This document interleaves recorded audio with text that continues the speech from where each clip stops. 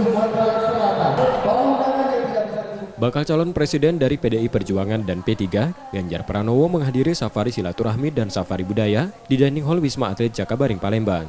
Hadir di kegiatan ini Sultan Palembang Darussalam, tokoh agama, para pegiat budaya Sumatera Selatan, serta pemuda dari berbagai komunitas.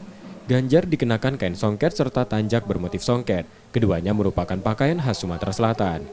Maka kalau kita melihat anak-anak muda yang dulu bergabung, ya Yong Sumatera, Yong Celebes, Yong Java, itu sebenarnya berkumpul semua bersatu setelah kerajaan-kerajaan masa lalu.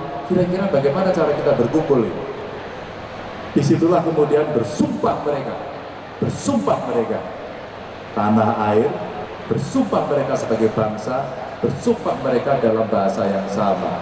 Dan maka kalau kita melihat baju adat kita ya, Sultan baju adat kita, saya itu selalu tertarik.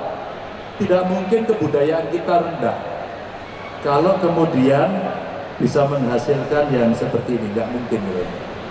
Ini butuh akal, butuh budi, butuh pengetahuan, butuh teknik yang sangat luar biasa dan khas yang dimiliki.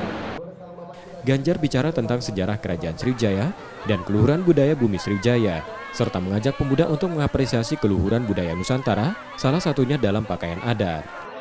M. Rizky Nurmizan, Muklas Diferensial, Kompas TV, Palembang, Sumatera Selatan.